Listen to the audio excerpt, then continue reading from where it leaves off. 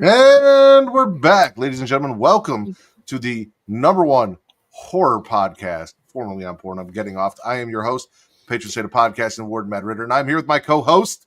She is host of the She League Showcase, Inside the Mind of, In the Crowd, story time with the current reigning, defending trick or trivia champion, Miss Katie Kinsey Bay. And as I said, we were going to go get a guest and come back.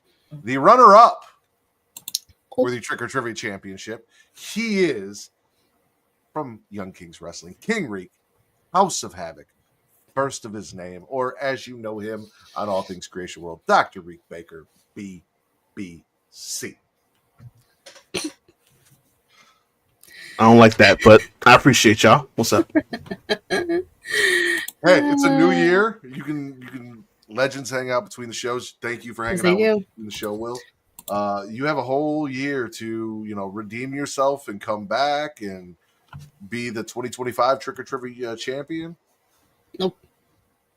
Not like I don't know what you're saying. Nope for. Clutch my clothes. Ain't nobody taking it from me. I earned it fair and square. I'm not gonna do the whole spiel again because I just did it, but just did it. YouTube.com/Creation World. I'm a whore. Like, subscribe, comment, do all of those things. Boost the algorithm. Flick that bean. Get notified when we go live for all of our shows. 15 minutes after Raw, SmackDown, and NXT, and 6:30 p.m. Central, 7:30 Eastern for the Creation Conversation. And then whenever we drop this show, or also 15 minutes after PLEs, all of those things, all at YouTube.com. And if you're not a YouTuber, if you're a Twitcher, then you can Twitch us at twitch.tv/Creation World. Where if you have Amazon Prime and Prime Gaming, you put them together, you get a free sub, and then you give that sub to your favorite Twitch streamer, whether it is Katie or Reek or me. I mean, Reek's on Twitch when he's with us, so just give it to me. Or Will, who stayed in the chat. It's crazy. They're monogamous to Twitch, so that's the only place that you can support them. I'm working on something there. All right. He is working. He's a hard-working man. Yeah. Just slinging that all over. We're trying to get the Twitch thing going. Now, Katie, before you do what you're here to do, Justin unfortunately was not able to join us tonight like he was supposed to. He had plans. He wanted to introduce a segment during the Katie Horror Showcases called Get Your Merch, where he talks horror movie merch. And he let me know that he wasn't going to be able to make it. However, I did happen to stumble into a little bit of horror movie merch today that I wanted to show off. So, once I spin this around, because I finally got it and I finally found it. Oh my god, you got the Jaw set! Ah! Yay!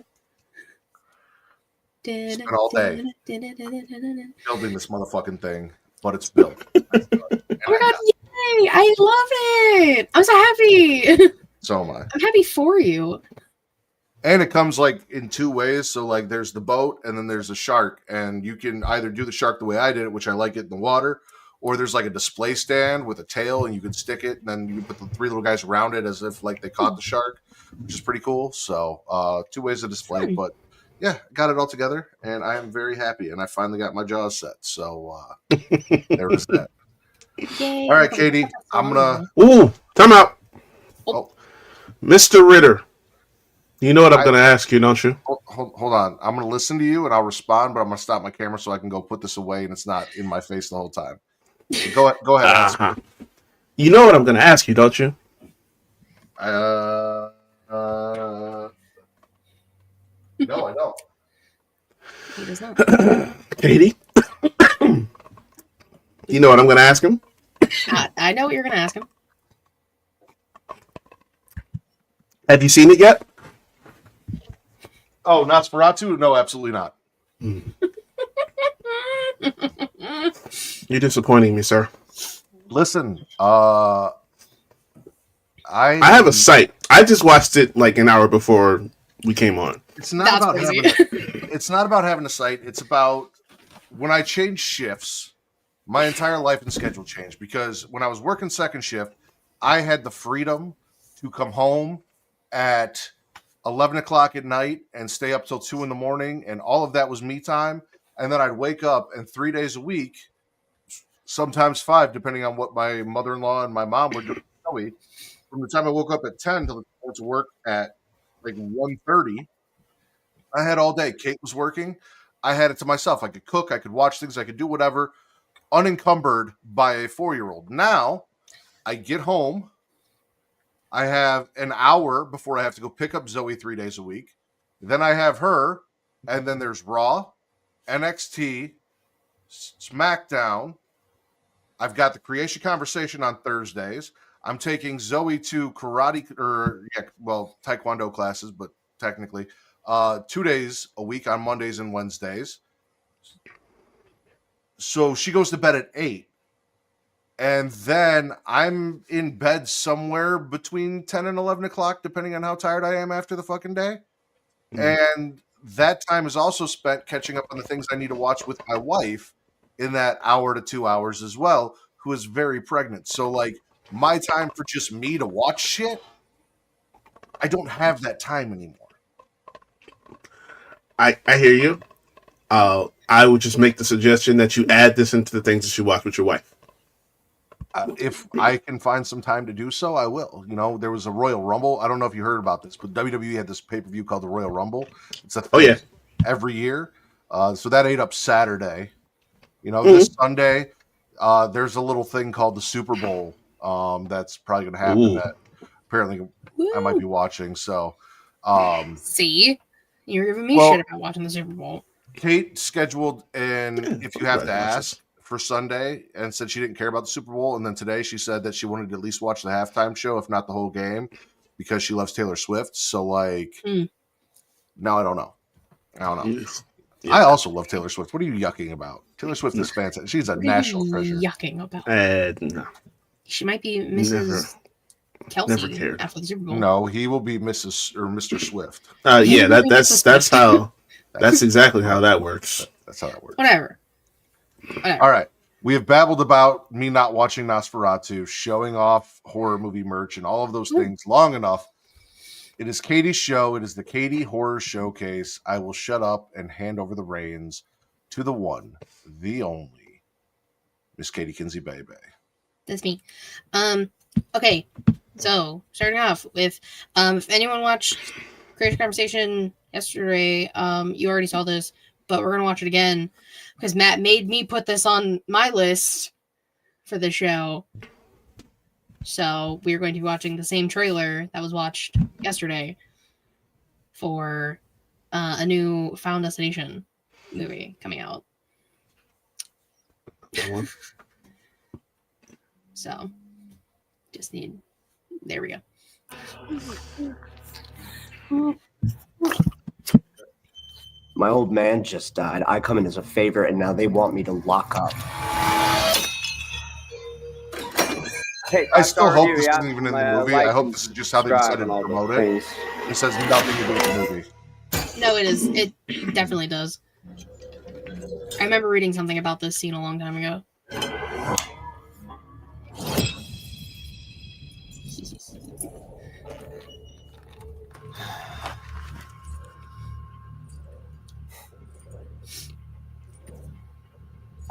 Eric's sad mix. Same. His dad just died.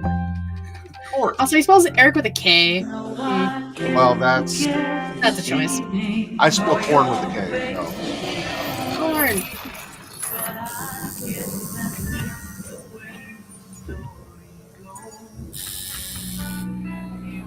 I do take issue with the fact that a tattoo artist is doing a generic dad tattoo and not like something cooler for his dad.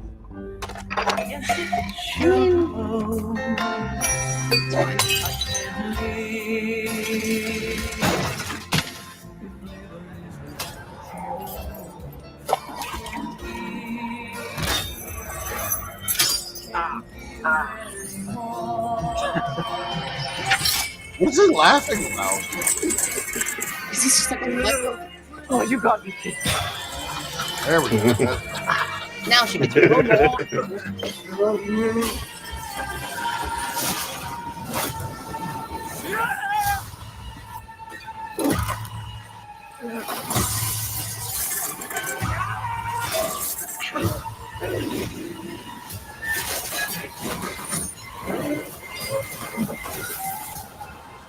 Oh. It's literally the floor is lava. Yeah.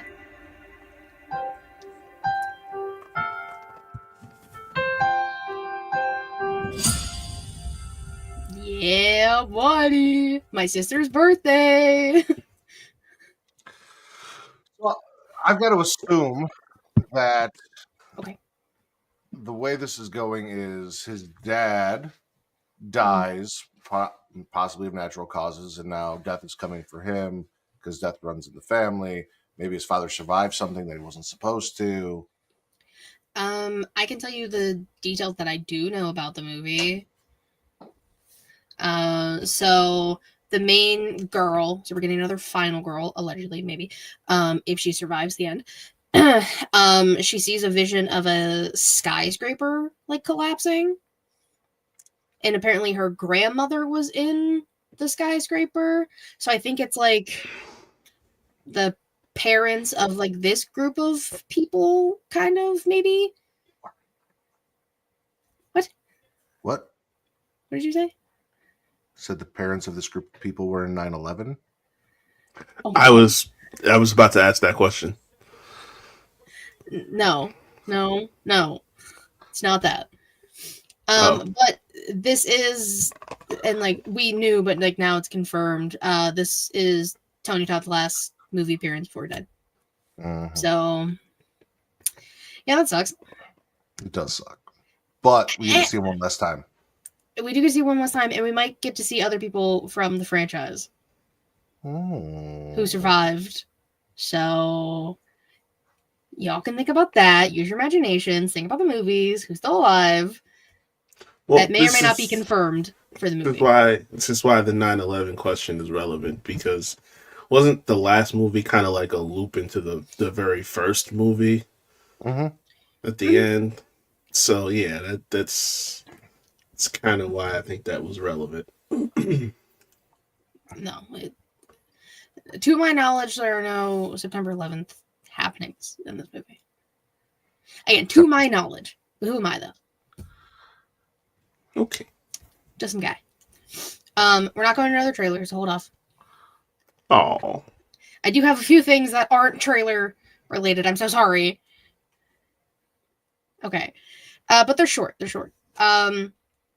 Did you guys watch Buffy the Vampire Slayer at all? Yes. Briefly. So it's getting a reboot.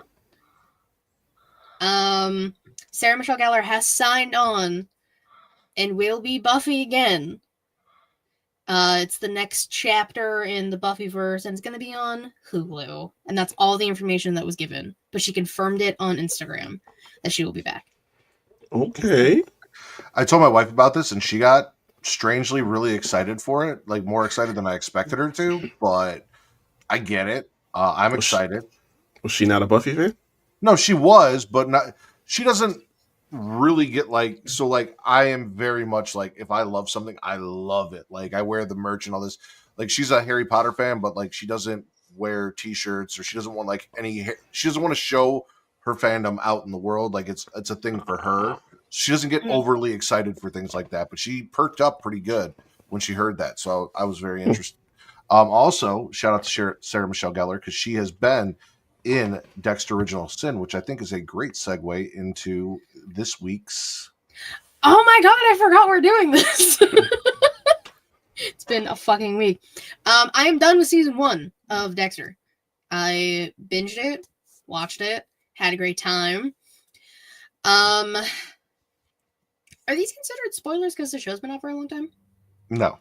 But if you've never seen Dexter and you plan on watching it, now would be a good time to pause, and I will give you the middle finger when it is time to come back.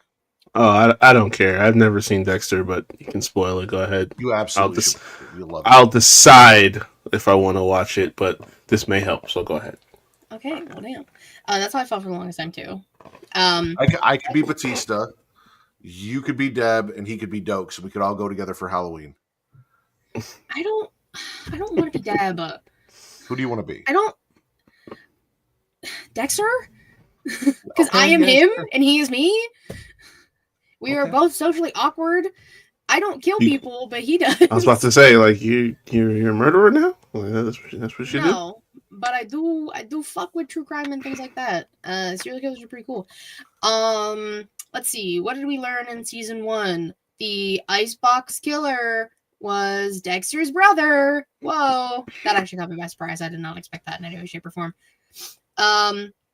Who also tried to sleep with Deb, or did successfully sleep with Deb, and tried to marry her in order just to get to Dexter, which was kind of fucked up. I will say, very fucked up.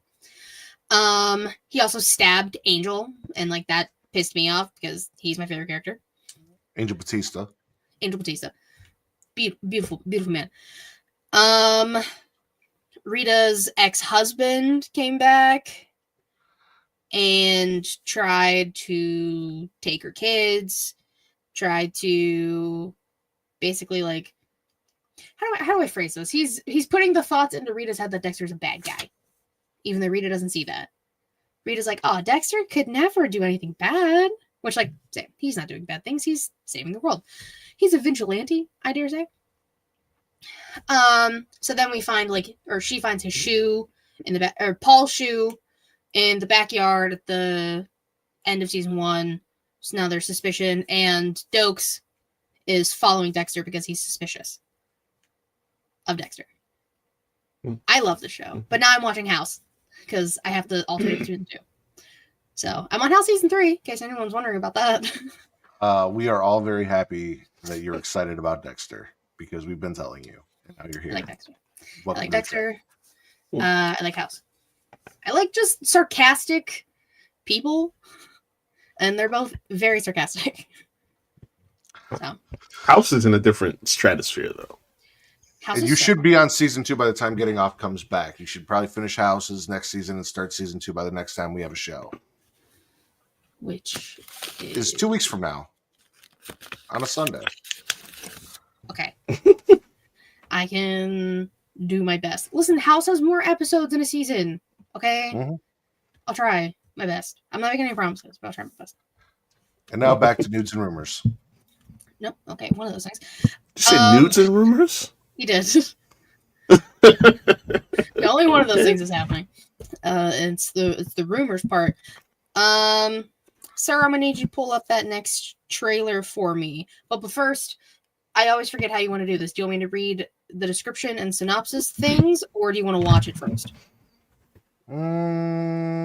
This is the happy face killer one. Yeah, give me the synopsis. Okay, so it's going to be a series on Paramount Plus, 8 episodes. Starting March 20th, we're getting 2 episodes, and then every week we're getting a new one. Inspired by a true life story of, her name is Melissa G. Moore. Her dad is, or was, the happy face killer. So it's based off her autobiography and, like finding out as a teenager that her dad's a serial killer and he's in jail, and then he finds his way back into her life, and it's a whole thing. It's very interesting, especially because it is a real guy and real things, and she's obviously attached to this project, which helps. So I'm very interested to see how this goes. But here we go with Happy Face. Let's see what the trailer says. Mm-hmm. What do you know about the happy face killer? Perhaps we should just explain why you're here.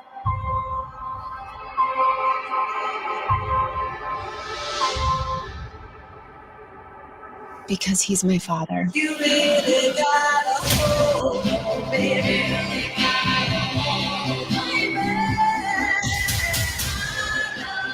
Every violent act is a rock dropped in water.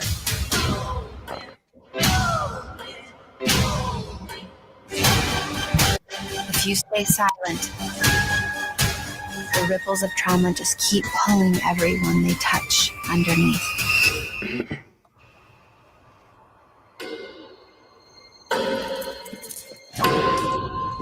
It's so good to see you, Missy.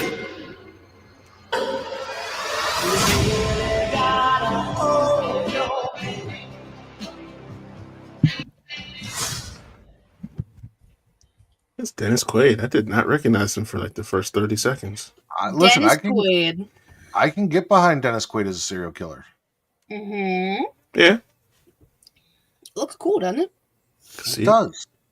Totally I think see Kate it. would be into that too, so that might be something I could add to the things she'd be interested in watching with me. Yeah. Before you can watch some of the episodes before baby comes. Before Nosferatu.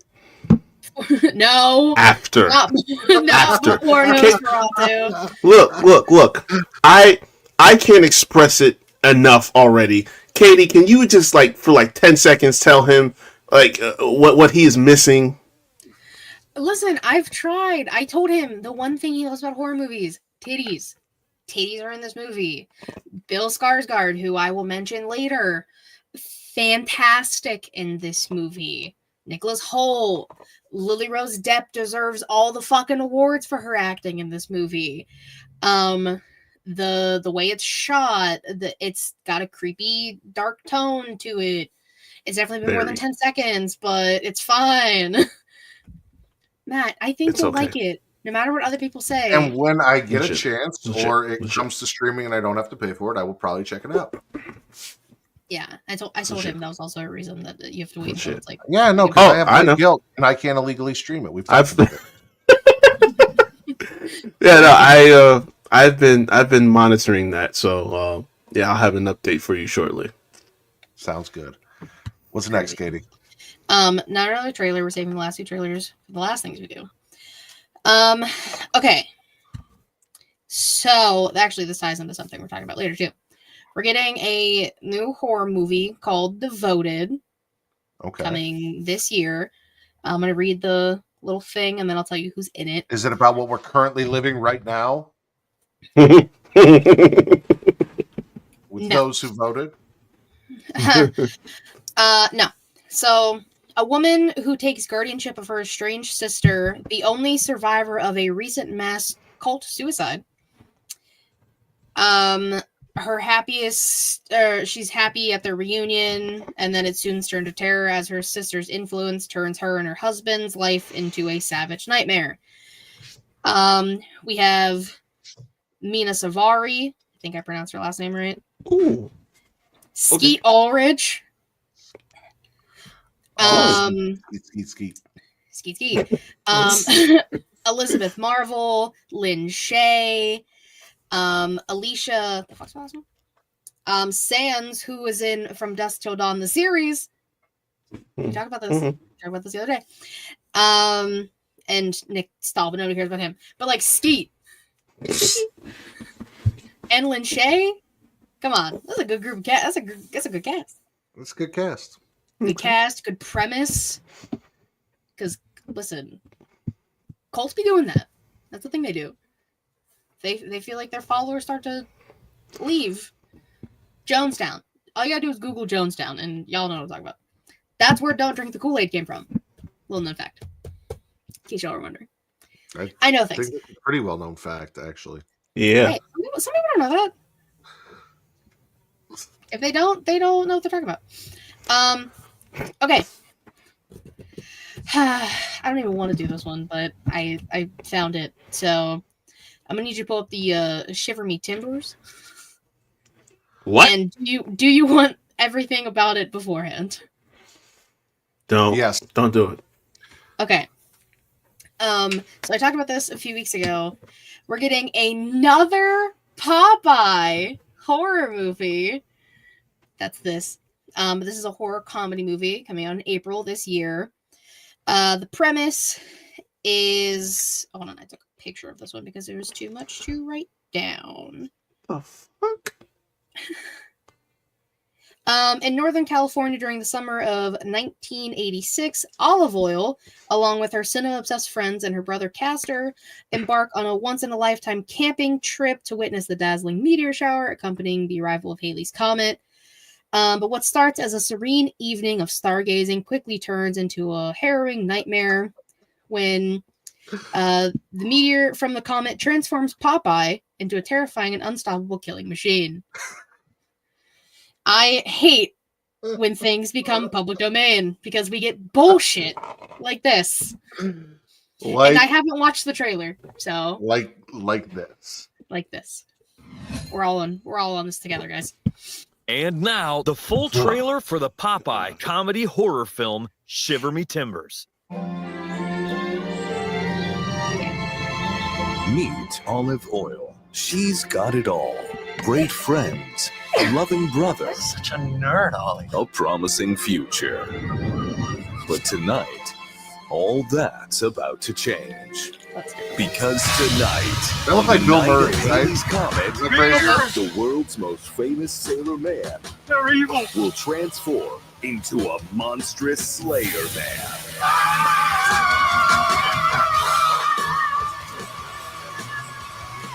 Giant sailor, an old sailor. Old sailor dog. That jerky guy scared me.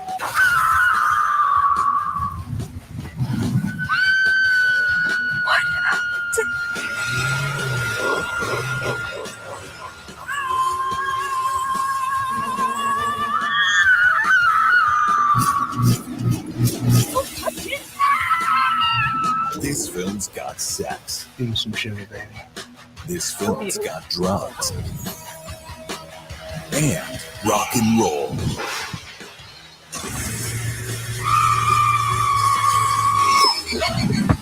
Nobody's killing anybody around here. I'm telling you, you're gone. You're gone. See Popeye the Slayer Man in Shiver Me Timbers. I hate it here. So we've got 3 Popeye movies. I think only one of the 3 Popeye movies actually has him eating spinach, and that upsets me. Like that they're not centered around I think the that was spinach. the one that took place in like the fucking spinach factory. I think that's why. Right. It was a canning factory or some shit. But like Yeah, some bullshit. Guys, just because it becomes public domain doesn't mean you need to make a shitty horror movie about it. Looking at you, Or does Steve it? Willie. No. Listen, Winnie the Pooh. Well, why are there 3 of them? And why am I just finding this out? I didn't know they made Popeye movies in the context of horror. How did we've watched this is the 3rd trailer that This we is watched the for third trailer Popeye we horror have movie. watched. I don't even know how long ago the other 2 were, though. Don't even ask me. A couple months. Yeah, a can couple we months ago. can we just stop giving cameras to people who are clearly on drugs? That's No. fine. I- No. But like, what if? What if we This- stopped doing this? Then the world would be less fun and imaginative. that was fun or imaginative? What we just saw? Yes. Also, was that Bill Murray? Right? Because that looked like Do Bill we Murray. know? I also thought maybe the redhead was Maitland Ward, and I was like, "Oh, look at you getting back into mainstream acting." Yeah, Listen, how about that? I didn't want to even put this trailer in there, but I was like, oh, this will be a little funny, haha. It's for okay. people. I gave Katie a trailer to cleanse our palates that I think you will both very much enjoy. I hope so. Do you want premise? Of the trailer that I have, Yeah, it's the last one. I've already watched the trailer. So if you want to give Reek that, or you guys can just go in blind. I know Reek likes to go in blind and not know anything I before he do. watches it. Okay. I do. Just No. beam me Yeah, up, we'll Are you go ready Scotty. for that, or do you have anything else? No, that was it. Okay. Told you it was mainly trailers. There wasn't a whole lot. I only have so much room on this notebook. Man. Here we go.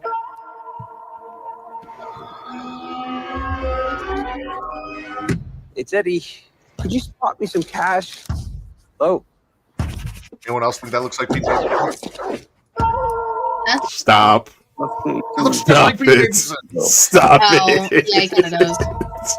It's the pink hoodie and the blonde hair. Yeah, that's all it is. No.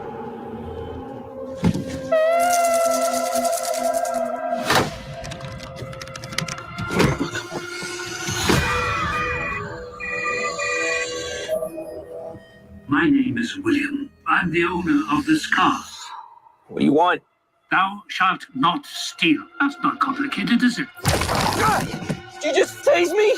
I want you to experience the consequences of your actions. Let me out! Out! Out! Out! Out! Whoa! Help me! Ah! Do I have your attention now?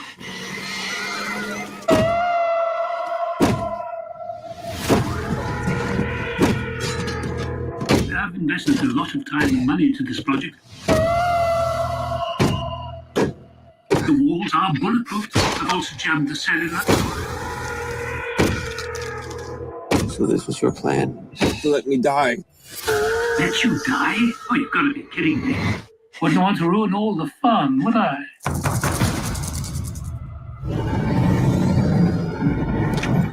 Just tell me what you want. I just want to introduce you to a little taste of hell. Stop, don't do this! Here, is this what you want? I want justice. I said I'm done! No. They better not run over that. Hello, little girl. Eddie. You're in my car. Imagine.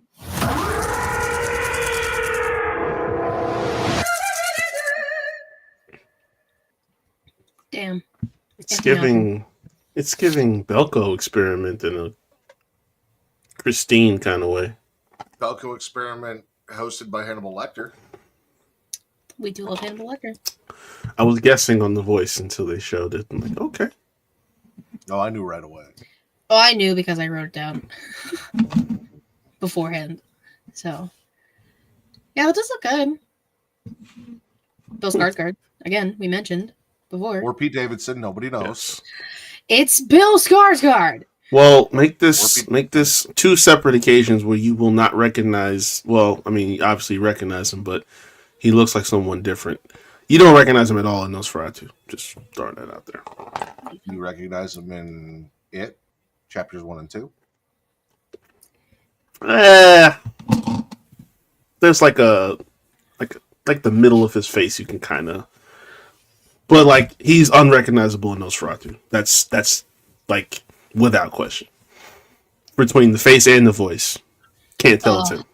The voice is so good. It's my favorite part of the movie. Oh, beautiful. Rolling those R's hard as fuck. Yes. Listen, the voice is a smash. Everything else about Count Orlok, no, thank you. Dude was like a legit 18th century Transylvanian nobleman. Despite Reek's push for it, we are not here to talk about Nosferatu or Count Orlok, but we are here to talk about fucking vampires, ladies and gentlemen, because this week's edition of Shit Matt Made Katie Watch is none other than the Robert Rodriguez classic From Dusk Till Dawn. Woo! Woo, woo, Katie? woo. Matt? How'd you feel about this one? The first like half of the movie, I was like, eh. But then like once they get to the bar, it was game changer. What's the bar called? The Titty Twister. Okay. So I know what I'm doing. This is in my personal opinion, George Clooney's best film. Oh, hands down, period. George Clooney is a big smash in this movie. Big smash. Is it because of the tattoo? Yeah, it kind of plays into it. Like George Clooney, listen, George Clooney is a smash most of the time, but like this movie, yeah. For those of you unaware, the synopsis of this movie is that two brothers who are robbers, and one is a sycophant and mentally unwell. The Gecko brothers, played by George Clooney and Quentin Tarantino, have robbed a bank, captured a bank teller, and are on their way to Mexico, where they're going to pay someone for a place to stay and get off the radar and enjoy their profits from their bank robbery. And along the way, they run into some characters in a gas station. They meet this nice little family who is on a road trip. They then kidnap them and their camper, take that to Mexico, stop at a bar, and the bar is a bar / brothel / vampire den, and all hell breaks loose. People die, people explode, and it is just a shit ton of fun. And again, my favorite George Clooney movie of all time, because I feel like this is very different from anything I've ever seen George Clooney do. And he does it so very fucking well. Yeah. This is not your typical. I mean, even in Batman and Robin, like, this isn't the George Clooney that you're getting. You know, like, he's always very clean cut. He's never a badass. I don't think I can think of another movie where George Clooney is a badass. George Clooney is a straight up badass in this, and he has got some very quotable lines that we will talk about.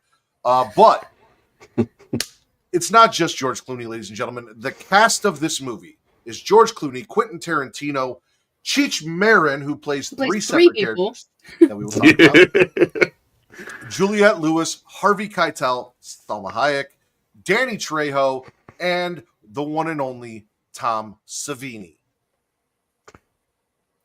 That was an interesting one. Oh, yeah. I didn't realize that was him.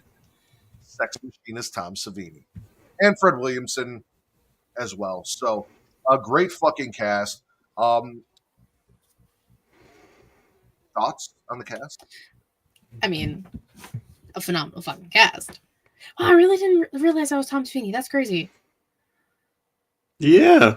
I was invested in like the movie. I wasn't like fully paying attention to like who people were. Once you see Tom Savini's face one time, you can't forget it. Listen, that's fair. I just wasn't. There was a lot about his character that was distracting. So you mean the dick that wasn't a dick, but it was a gun?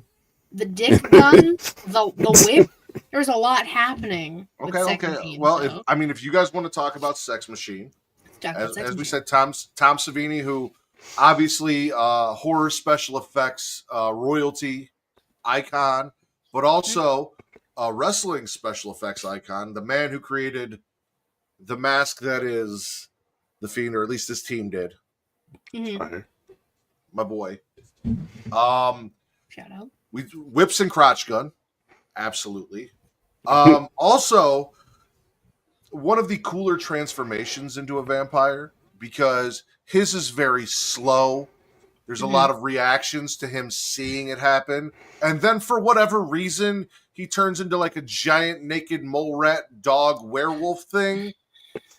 Yeah, what happened there? No idea. How did we get here? No idea. Yeah, I don't like that he becomes some weird damnation of Splinter from Teenage Mutant Ninja Turtles. But like the transformation itself to him becoming a vampire was really cool. Him like seeing it in his hands and trying to hide it.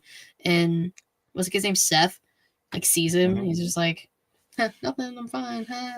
I like it. Well, this was also like a comedy that I don't know if they like fully meant to do it like comedy, but a lot of this was comedic and very funny. So outside of the weird giant rat thing, was there anything about Sex Machine that you were not a fan of? I don't like the way that you're asking that, because I feel like there should be something now, and I didn't write anything down about that. I just assumed you wouldn't like his name, is all. Because I mean, that's the only name we know him by, and he introduces himself as Sex Machine. He is Sex Machine. They call him Sex Machine. I mean, he's like Cher. Iconic name.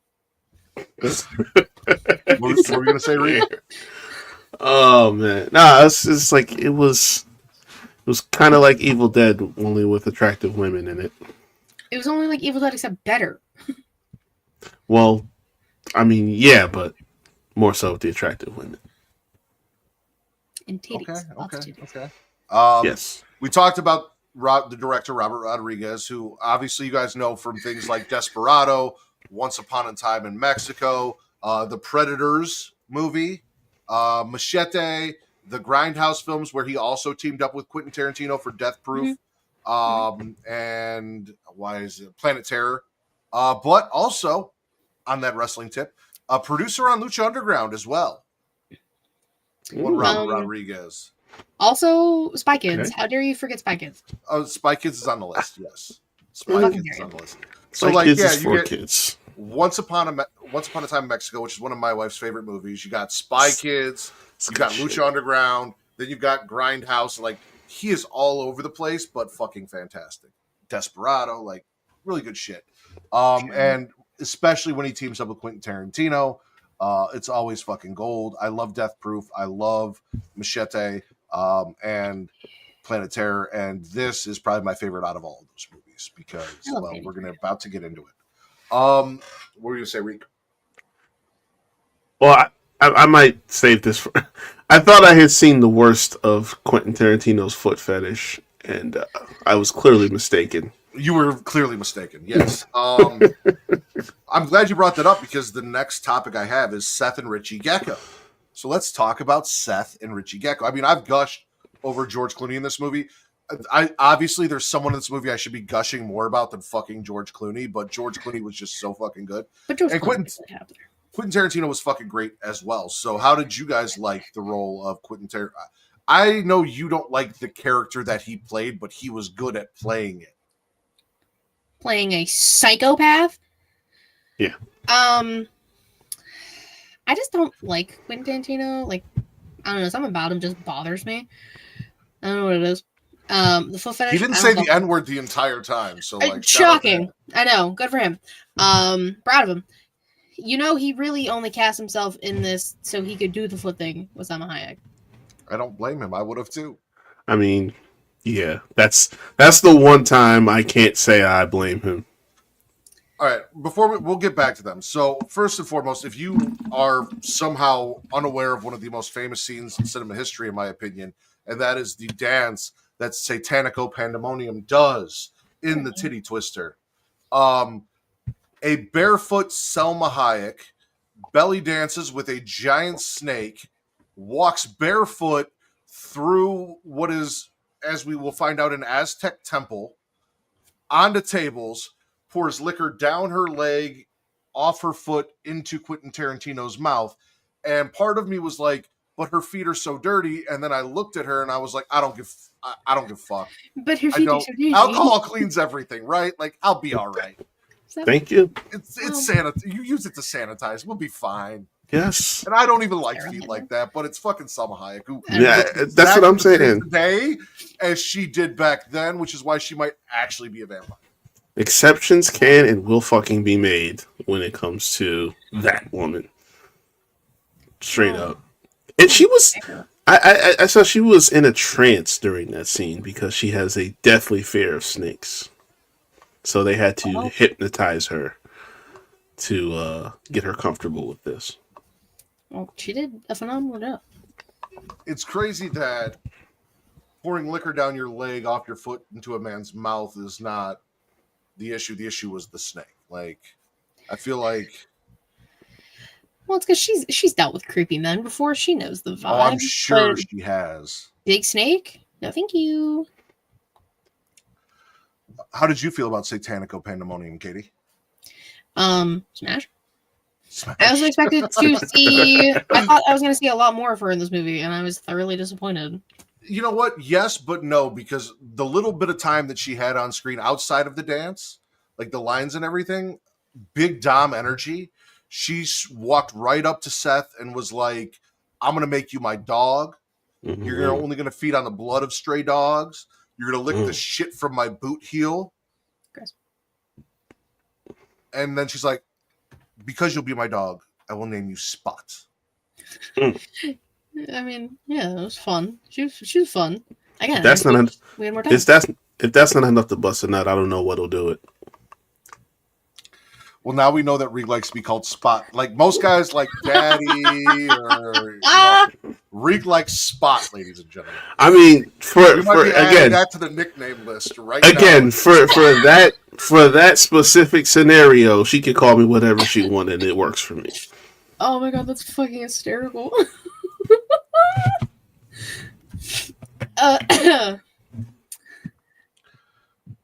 So you had issues with Richie, Katie. Yeah, I don't like him. So Richie hears things, sees things, and has no compulsion control because he, throughout the movie, he's hearing things in the opening scene that aren't actually being said and making inferences, which causes a giant shootout, which leads to a gas station exploding. Then he also murders the bank teller in the hotel room after inviting her onto the bed to watch TV shows because crazy hallucinations. And then throughout the movie, Juliette Lewis's character, which is Kate, yeah, he is hallucinating her coming onto him very hard, and it is not happening at all, which they have to keep an eye on. At one point, his brother, Seth, punches him in the face and knocks him out because he can't just Deserved. Put it back in the bag. He can't shut the fuck up.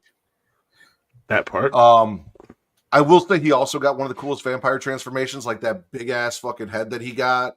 Why did he get such a big head? And everything that Seth had to do to deal with killing his own brother after watching his brother die, all of that was very interesting scene and well done.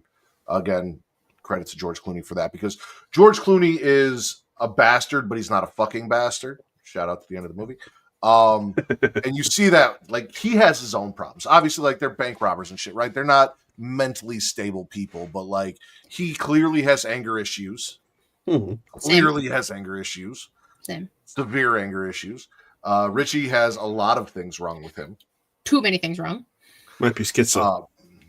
Probably schizo.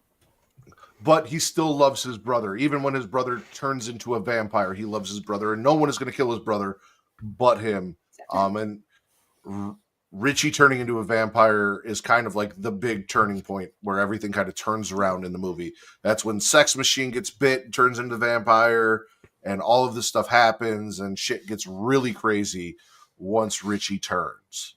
And Richie gets bit by Satanica, or Satanico, Pandemonium, because he has a hand wound that gets stabbed with a knife, and then vampires see blood and vampire attacks. Also, what we didn't talk about with Satanico, very much more snake-like than vampire bat-like, where everyone else is more of a vampire bat, especially Sex Machine, which Katie mentioned there's a From Dusk Till Dawn TV show, and in that, they are, or at least she is, because I didn't watch all of it, I watched some of it, snake vampires, not bat vampires. And that's the snake vampire thing is not something I'm very aware of, but she came out with the snake. She had much more snake-like features when she transformed, and also had a really cool transformation.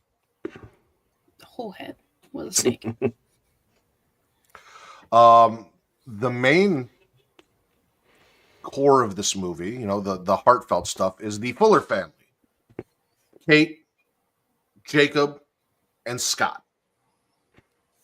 One of my only spits of this movie is I don't like the trope of the pastor's wife dies and he loses his faith. Well, I mean, it apparently happens quite a bit, or it wouldn't be a movie trope. I don't like it. Like, this whole movie's a swallow, but that, and maybe it's because of the M. Night Shyamalan movie. Signs. I was about to say, like, that was the other one. But I feel like you see it a lot in movies, and maybe it started here and moved on, or maybe it's just a trope in general. I don't know where it started, but just like every pastor whose wife dies in some horrific way, whether it's a car accident or cancer or whatever, they lose their faith and they have to find their faith, and the movie becomes them about finding their faith again, which obviously holy water and things help with vampires. So you got that arc to get them back there. Poor Kate is just objectified this entire movie. Yeah. Yep. But she's a badass. She is a badass. She goes from a shy, timid girl to a badass by the end of the movie. I love that for her. We love that for her. She is the final girl of the movie. Yeah. Scott is there. I'm pretty sure, literally, he does nothing. I'm pretty sure Scott was adopted. I mean, you think? Just guessing, not 100% sure. I haven't seen their mom, so I don't know. Maybe he got all his genes from his mom. Well, then that would mean that what's her name was adopted. Kate. Not necessarily. Maybe Kate got everything from her dad, and Scott got everything from his mom. Maybe there was. Pretty sure we see a picture of them.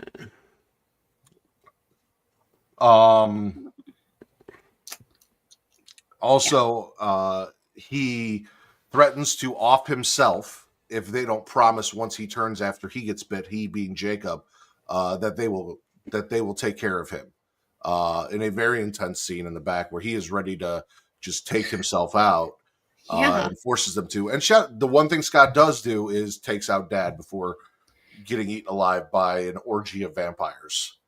I mean, what a way to go. If you gotta go.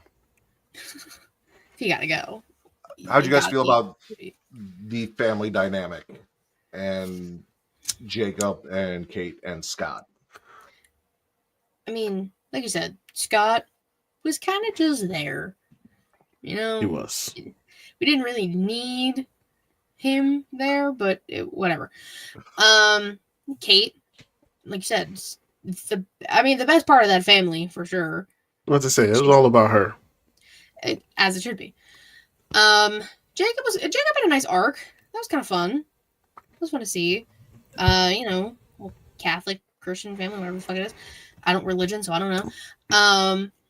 He was like a former pastor, and then obviously that plays into the end, and things being held up as a cross, making them a cross is a choice. That was a Scott contribution, Katie. The only thing he does in this movie. He killed his dad and also informed everyone as the son of a pastor. All you have to do is hold two sticks together and it makes a cross.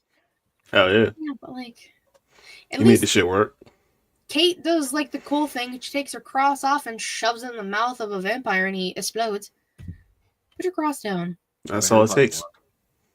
Stop it. That's all it takes. It is. I like how dude tried to motivate him, and I forget what he said, like something about being a fucking pastor or whatever. He just like takes a deep ass breath and makes sure not to cuss.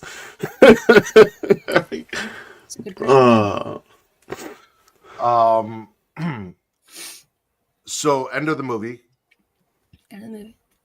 Poor Kate gets left in Mexico with a bag full of money and no ride or nothing because she wants to go to El Rey with Seth, and he's like, "Do you know what El Rey is?" Like, as I said, I'm a bastard, but I'm not a fucking bastard. I'm not going to do that to you. So here's some money. Sorry that your family's lost. Hope you find a way home. And just left her there outside of the Titty Twister alone by herself with no ride and a bag full of money in Mexico. Wasn't even a bag of money. He just handed her stacks and said, "Here you go. Listen, hey, it's worst place to go." Just taking her. I wonder if she knows how to drive the RV, because like the RV should be good. She clearly did. She drove away. So I'm about to say, like she drove that motherfucker, so she knows she does. She good. How do you explain? Like, you have to go back through the border if you're trying to go back to America. How do you explain? Like, I mean, that's probably a pretty reckonable RV. It's like a day. So, like, obviously, we're going to know. And they saw her in the bathroom, which was also fucked up. Well, you just have to hope that Cheech didn't change costumes in time to get there. So, Cheech plays Border Patrol, who, again, objectifies Kate in the bathroom.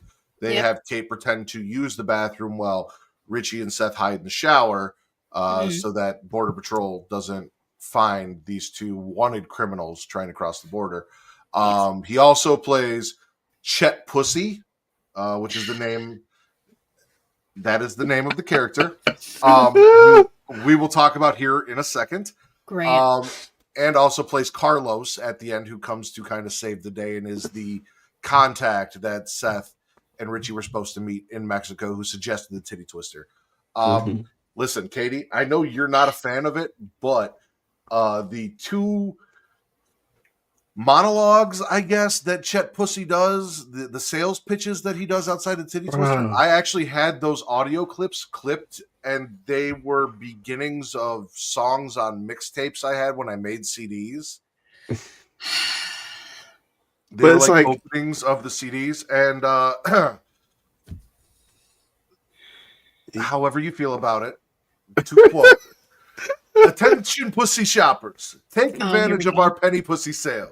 If you buy one piece of pussy at a regular price, you get a second piece of pussy of equal or lesser value for only a penny. Try and beat pussy for a penny. If you can find cheaper pussy anywhere else, fuck it. Solid advice. Bruh. But the dude talking about we got dry pussy, we got wet pussy, we got this pussy, got that pussy. How do you make pussy sound like Baskin Robbins, bro? How do you do that? That is a gift. Bloody pussy, hairy pussy, dog pussy, cat pussy, horse pussy, chicken pussy. Come on in, pussy love. Like they got.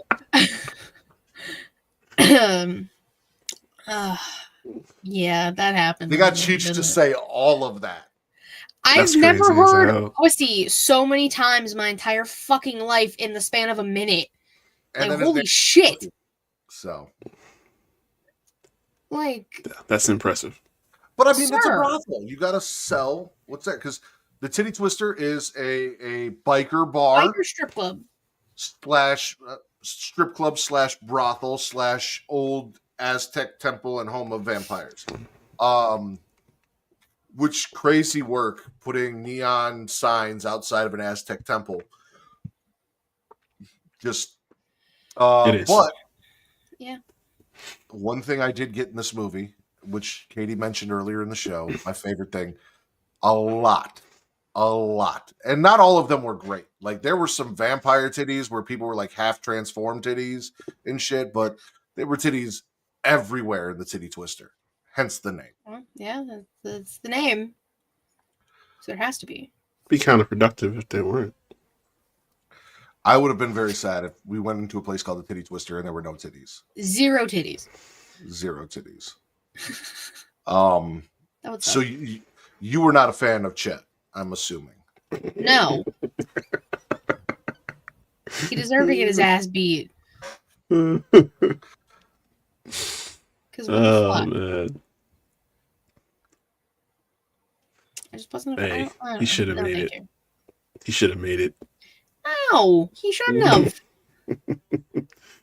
All right, He should have what if 30 seconds and listen? no. The experience could have made him change his whole life around. You never know. He could have been rehabilitated through this.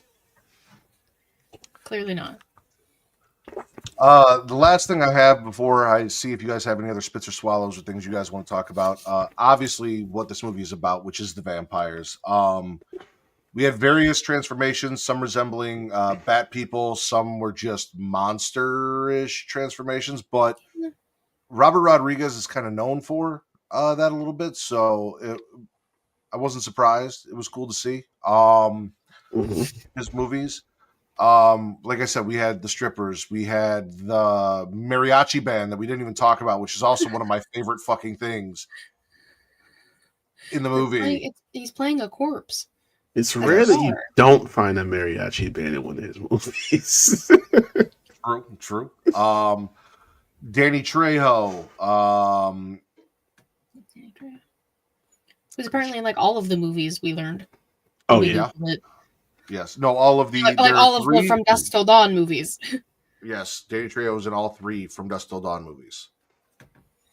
I know he's in everything else, basically, Robert Rodriguez. oh yeah. And also very Basically. tiny, surprisingly. He's a very small Does not- man. It does not look like it in this movie, but yes, I am taller than Danny Trejo. That's Yeah, wild. he's 5'8". probably my height. Because when I saw him in Once Upon a Time in Mexico, I thought he was tall then. He's a tiny I met man. him in person. Either he shrunk or he's not a tall man. He's always But been small. fantastic fucking Cameras. actor. Amazing actor. Oh, of course. So we talked about Satanico having the most full transformation, looking more like a snake. How did you feel about the way the vampires died? Because I know, Katie, one of your issues was the amounts of gore when we covered Hatchet. So the melting and the burning and the explosions, did this bother you, or was it no?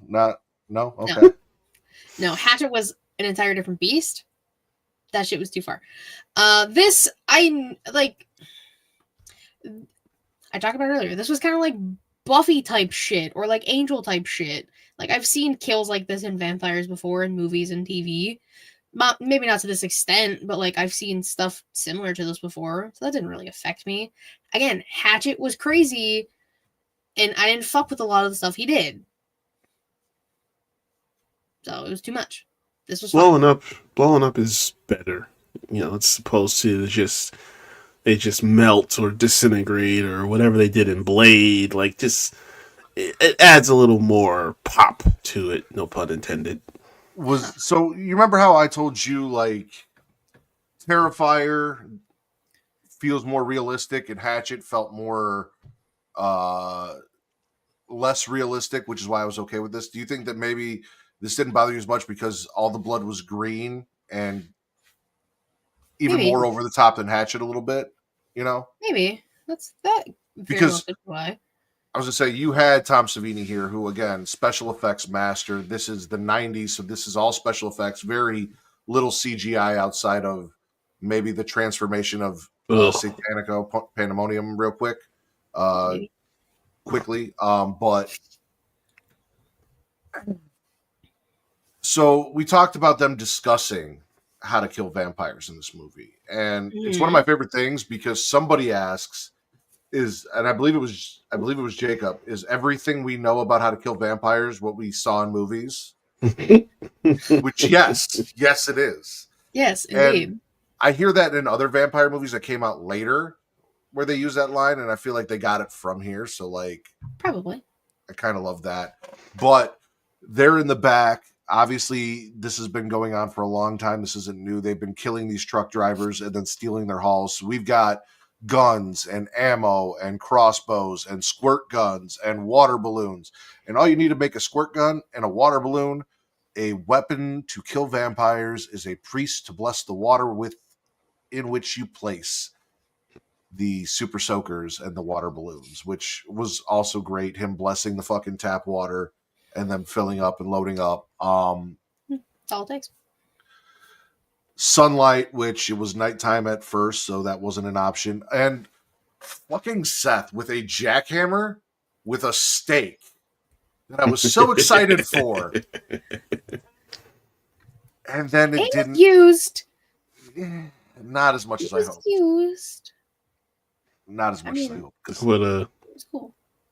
That would have rivaled Ash with the chainsaw, in my opinion. Well, it would have rivaled Ash with the chainsaw if he had found a way to make that his arm. I mean, I guess. A long arm. It would be a very long arm.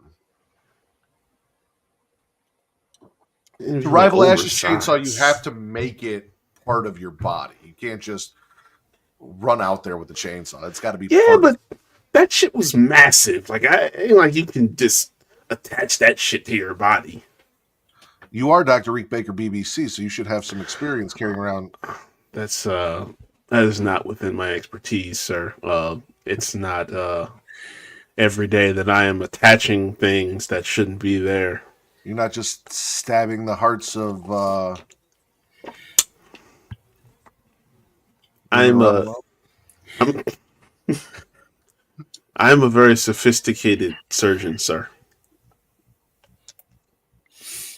Any other thoughts? Because we also have. So I think it's Sex Machine gets thrown through a window that breaks that lets in all of the vampires, which. When we get to later in the movie, when they start shooting holes in all of the boarded up windows, we ignore the fact that he went through that window and it would be wide open and all the sun would come through it. Yep. That's neither here nor there. We're not gonna worry about that. Yeah. But he lets in all the vampire bats that are outside. Also, we see all of the patrons who got killed were starting to come back, and they were smart enough to kill all of them again before they turned, or at least attempt to. Kate, again, shy, timid, had a little bit of an issue, but once she got in, she got in. She even killed Scott with a crossbow, and he blew up and killed 4 stripper vampires along with himself. Exactly. I don't know how that works as well. It's fine. We just let it happen. The mariachi band blew themselves up. Yeah. They pulled a disappearing act. They said, "Gotta go." I fucking love this movie. We haven't even got into the kills yet, which there are so many. Oof. But So many kills. Counting that. Do double Where's- taps count? I might have that on here. So, do you guys want me to do the kills, or is there anything spits or swallow wise you guys have that we haven't covered yet? I don't think I got anything. I thought it was, again, I don't know what this would be considered, but it was just kind of funny that they're talking about fucking Seth and Richie escaping and everything, and they have the death counter on the TV. Oh, they did. That's a choice. That's not a normal thing you do. It's just adjusting it in real time. It's crazy. She was like, listen, I know reporters are supposed to, like, you know, and present, but like, why were you smiling updating this death counter, ma'am? She's in Have on you it. seen George Clooney in this movie? Yes, I have. Okay. Smash, smash, smash. How many times do I have to say it? One thing I forgot, which I wanted in here, because I said I loved some of the quotes in this movie, and George Clooney has my favorite line in this movie. And that is, after they kill Richie and everything is going on, he looks at the group of survivors and he says, and I don't want to hear anything about I don't believe in vampires, because I don't fucking believe in vampires, but I believe in my own two eyes. And what I saw was fucking vampires. Now, do we all agree that what we're dealing with is fucking vampires? A little redundant, but he got there. No, it's one of my favorite lines. I fucking love that. The way because again, he just had to kill his brother who came back as a vampire. And nobody in this world thinks vampires are real, which is the best part about it. It's not like vampires are a reality. Like, this is something that you see in movies like All of Us, and then they end up trapped in a fucking vampire den, and everyone's like, what the fuck is going on? We got to deal with it. You know? Gotta do. Hey, man, you gotta set the tone. Yeah, true. Was that all you had was the death counter, Katie? Yeah, because I mean, everything else I had written down that we talked about, so. Okay. Well, let's get into our death counter, ladies and gentlemen. Let's find out who got off. Jeez. The sheriff in the beginning of the movie was shot by Richie. Mhm. The gas station attendant that Richie fantasized about having a conversation with was shot up and then set on fire with his own liquor. They turned them into popcorn. They did turn him into They popcorn. turned into popcorn. Unfortunate kidnapped bank teller killed by Richie in a motel room after he did God knows what to her. We didn't see it on screen, but we saw a bloody mess off screen and a very visibly Yeah, upset he's the Seth. worst. Danny Trejo played Razor Charlie, the bartender who gets stabbed by Richie. The bouncer is shot by Seth. Chet Pussy is shot by Seth and Richie Good. repeatedly. Richie is bit by vampire Satanico Pandemonium. Then we had the Vampire Bar Massacre, where all but 6 of the patrons are killed by the vampire. Those 6 being Sex Machine, Frost, which is Fred Williamson, Kate, Scott, Jacob, and Seth. Then Vampire Chet melts after eating Kate's cross. Katie mentioned. She shoved it down his throat. That's how they figured out, oh, hey. 4 vampire strippers are impaled on table legs by Frost. A group of vampire strippers and Razor Charlie, who came back as a vampire, are killed with a pool stick by Sex Machine. Satanico Pandemonium is killed by Seth with a chandelier, which he shoots and drops on her. Which I agree, Katie, a little anticlimactic for the way she made her entrance and her exit. But we did get that great little Dom speech out of her before Seth saved himself. Frost rips out the returned vampire bouncer's heart, and then Sex Machine stabs it with a pencil after he gets jumped with weapons by Jacob and Seth, as they're just pummeling the bouncer who has no heart and is still walking around. 4 vampire strippers are staked by Frost, Jacob, Sex Machine, and Seth in a little 8-person tag match that we had going on there for a I second. knew you were gonna make it wrestling. I knew it. Let's see. The band spontaneously combusts. Vampire Richie is held back and staked by Seth after he told everyone not to kill Richie. He did it himself. All of the patrons, as Reek said, get double tapped, killed again, just to make sure they don't come back. Vampire Sex Machine is decapitated. Then the head is shot with a crossbow, and then he turns into the weird rat thing, and then Kate shoots it in the head, and then it blows up. Yeah, it's a little too much for me. Like, what the fuck? Yeesh. Why do we have to do so many things with him?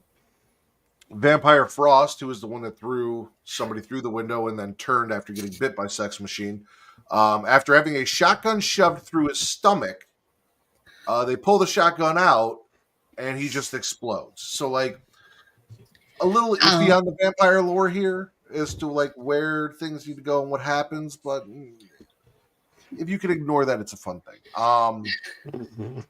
Vampire Jacob is hit with a water balloon by Scott, and half of his face melts, and then he's shot with a gun and explodes. Scott eaten by vampires, including his dad, and then Kate shoots him while he's being eaten, and all of their... I don't know why it auto-corrected that. My autocorrect says all of their knowledge vampires eating him explode with him, and I don't know what the fuck that was supposed to...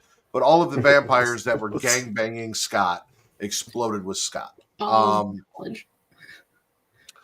of the vampires that flew in as bats get killed with holy water balloons, homemade crosses, the crossbow, bullets with crosses carved into them, the jackhammer stake, and water guns. The ones that survive that are then the remaining vampires encircling them. They shot holes in the windows, walls, ceiling, lights coming through. They're using the light as like a fucking laser force field to protect them. Disco ball. Kate, we're not there yet. Hold on. Kate asks Seth, should I save the last 2 bullets for us? And he's like, no, use it on the next fucker that gets close to you. He's not about getting himself off. He's going to go out in a blaze of glory. As you should. So Carlos kicks open the door after Seth starts screaming and yelling. The light hits the disco ball, scatters across the room, and everyone explodes. Mm-hmm. All the vampires are dead. Wow. It was dope. It was a great use of the disco ball. Like I said, It was. a little bit of the vampire lore here is kind of iffy, and we don't know what the giant rat thing was. I don't know why dude blew up after the shotgun went through his stomach, and I don't know why people are just spontaneously combusting or whatever. Scooby-Doo bit off the disco ball thing too. I ain't forget. How dare you? It's true. It's true. They turned it into like a giant monster head, but it was still a disco ball, and the same exact thing happened. They bit off. Yeah, and it's dope as fucking Scooby-Doo. It was alright. How dare you? Is this the biggest quote-unquote kill count? Because, you know, copyright stuff probably. That we've had in one movie? Oh, yeah. That we've covered? One single movie? I don't know, because we've covered some zombie movies with our, you know. Oh yeah.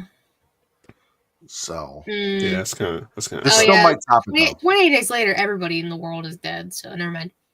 Yeah, but we didn't see everyone die. This might be the biggest on-screen kill count. Fair. I don't know. Halloween Kills is definitely up there too. Wow. Even that is not. That's quite not touching this. just the people that died at the end of the movie from the disco ball. Okay. Yeah. Okay. Whatever. So,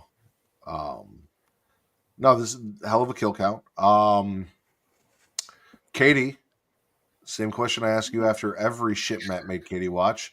Where does Dusk Till Dawn sit in the movies that I have made you watch? Because we are currently tracking. I don't even remember what's first now. I'm gonna need you to keep track of this. I want to say Oh, Ginger Snaps is top of your list. Oh, this is better than Ginger Snaps. This is better than Ginger Snaps. So top 3, because that's all we're really ranking right now, is From Dusk Till Dawn, Ginger Snaps, and Night of the Demons 2. Which, the fact that Night of the Demons 2 has survived in the top 3 is crazy. It was a fun movie. It was a movie that I It was a fun enjoyed. movie. You enjoyed it, yes. Hand titties. That's the second one, right? Yes, hand titties. It's about all I remember from that movie, to be fair. Nice. Nice. Any final Yeah. thoughts on From Dusk Till Dawn? I mean, obviously, Katie just said it's the best shit Matt made Katie watch movie so far, and I've made her watch some shit, but A lot of shit. You have made me watch. That's a good point. You gotta, you know, this is going on, what, 5-6 years since you started watching movies, so, you know, we just gotta start throwing shit at the wall sometimes. You know, I'm so sick and tired of the disrespect that I haven't went to which is bullshit, because I have. Listen, when you try and beat me for the trivia title later this year, we'll talk. oh, You're talking like you didn't get away with 1 point. A win is a win. I hear you. I hear you, but To my guns. you didn't dominate nobody. You just, you know, hold bet on, the right hold amount on, of hold on, points. hold on, wait. Let's okay. So let's talk about that. Had the format stayed what everyone agreed to when I gave you an out, and it been all things getting offed, Katie would have ran away Domination. with that fucking show. And yes, she is on every episode. Yes, this is as much her show as it is mine. However, I gave you and Will the option, and you guys said no, all things getting off. And then I told you exactly what to go look for, and she was wrecking you guys until we started doing random horror trivia, and I started up in the point value. So I'm gonna give her credit where credit's due. You guys agreed to a format, and she was kicking y'all's ass in that format. And I was the only one of the 3 who said, no, we don't have to do all things getting off. We can do the other thing. No. What was the other thing? I don't even remember. It was the random horror trivia cards, yeah. the things that I was reading out to you guys that you guys ended up loving and going for at the end of the game that brought you back. Yeah, that is true. Because if we had done that the whole way, it's a different ballgame. Truthfully. Well, we didn't because you and Will both decided to do all things getting off. And even though I am on every episode, I still did my homework. I still prepared. It's a new year. We have some things to look forward to. We have hopefully some new contestants that we can drop in because as of now, our next episode, which is our panel episode in 2 weeks on a Sunday, where the right now found footage is leading, but the subject is to be determined. I think I found some new panel guests from a horror podcast called Final Girls. I've been talking to them. They're down to come on and do that, and also possibly trivia, because I can't just keep doing you, Will, and Tommy over and over and over again. That's true. So I need to start branching out and reaching out. So you guys can come check that out in 2 weeks. Check out our panel episode. I will be announcing what the subject is within the next week once all the votes are tallied, and then we'll start putting that together, and everything should be good for that. So we'll get one, if not both of them. I also told them, because they have Sarah's husband is also on the show, Eric, and I said Eric's more than welcome to come through too if he wants. So, you know, we might get 3 people. We could mix them in. He's a big horror fan as well. He's shown up on their podcast and talked some stuff. So we'll mix some stuff in. We'll figure it out. We'll get some new people in here and see if Reek can get back at Katie for that championship at the end of the year. Yeah. I gotta gauge these folks' horror knowledge though, because you know,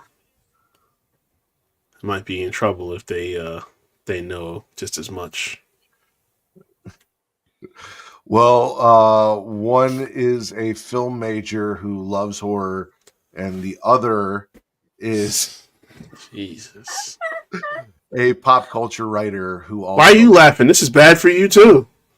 Hey, I don't know how to deal with it until the end of the year. So you guys have that forward to as well, and they have an awesome show. So you guys should go check out Final Girls podcast. They highlight a new Final Girl every week. Their latest one was Needy from Jennifer's Body. That was a fun discussion too. So go check them out. That's interesting. You guys got anything else before we get out of here that you want to talk about? Other than Nosferatu? I was gonna think of something specific about the movie. He was trying. He was plotting. It's just a good fucking. Fuck the horror side of it. It's just a good movie. If I see something in theaters twice, it's a good fucking movie. I did watch Heretic recently, which was good. I enjoyed that. Hugh Grant. Yeah. Okay. Yeah. That's. It looked pretty crazy. Yeah, no, that was fun. You need to see Wolfman too, Matt. I understand that I have things I need to see. Captain America: Brave New World, I will be seeing the weekend it comes out in theaters. So I'm going on right. Saturday. Next Saturday, obviously. Yeah, I've got a 4-day weekend that weekend, so that's already planned. I got a babysitter for Zoe. We're going. Must be nice. It's a done deal. So, well, I had to take a vacation day to make that 4-day weekend. But I'm lucky if I get one. So I mean, you're still lapping me right now. You don't get holidays? Barely. Bro, I worked on MLK Day because there were still Amazon packages to go out. Well, I was going to say the way it worked for us was managers got MLK Day off and we get President's Day off. So just throw President's Day away at this point. You know? You can. Not that I personally needed MLK Day off, but I also worked on MLK Day. I don't work on Mondays, so I did not work. But shit. You know. Well, Katie, I let you plug your stuff at the end of Smacking Her Off first. So Reek, who's working on some things and actively trying to get TC to start doing video content, where can they find Young Kings Wrestling and the predecessor to Getting Off, the Havoc Hour? Yeah. I actually got something I may be putting together for Havoc Hour as well. But you can find me at ReekHavoc24 on Instagram, Twitter, and as long as it exists still, TikTok.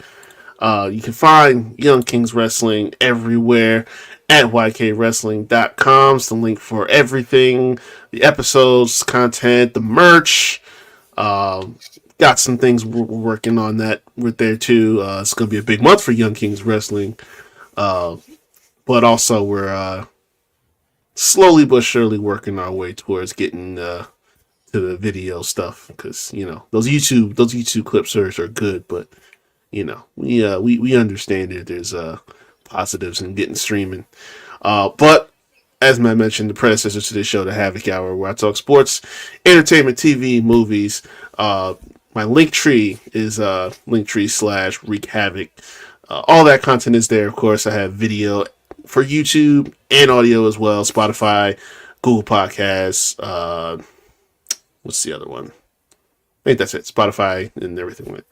But yeah, that's all there. And may have a new co-host for that as well. So it won't just have to be me and TC. So working on that too. So we may have some content coming soon, because there's a lot of sports news out there. So check that out. I have questions that we're going to get answered after we go off air. Katie, showcasing the She Elite. Showcasing of She Elite, yeah. You can follow me on Twitter, KatieWrestling13, Linktree in my bio to take everything She Elite Showcase, Twitch.tv/She Elite Showcase, and YouTube.com/She Elite Showcase. Typically Thursdays, 6 p.m. Eastern-ish. It's like 6:15 usually. New episodes out now. Talk to Royal Rumble stuff. Inside the Mind of will be back at the end of the month. Well, actually, no, technically, I guess it's coming out in the beginning of March. But yeah, that's coming soon. Yeah, fun stuff. And as always, you guys can follow me at Smacking It Raw. That is for Getting Off and for Smacking It Raw, but it's at Smacking It Raw, TikTok, Instagram, Threads, and Blue Sky. There are currently polls on Blue Sky, Threads, and Instagram, and I'll probably make a post on TikTok some point tomorrow or Sunday, where you guys can vote on the topic for our panel. Let us know what you want us to talk about. Your options are found footage films, home invasion, or vampires. So if you want to hear Reek talk about Nosferatu Even more than he already has. or just hear me double down on how great From Dusk Till Dawn is, or all of the other great vampire movies out there, you can vote for that. Or, found footage films, home invasion films. Shout out to Train. There are options out there. So if you want to hear us discuss our favorites from the one genre, option, please go vote. Those votes are live now. For Miss Katie Kinsey Bay and Spot, I am Patriot State of Podcasting, the Warden Matt Ritter, Dr. Reek Baker, BBC. This has been the #1 horror podcast, formerly on Pornhub. You can find pussy for a penny. No.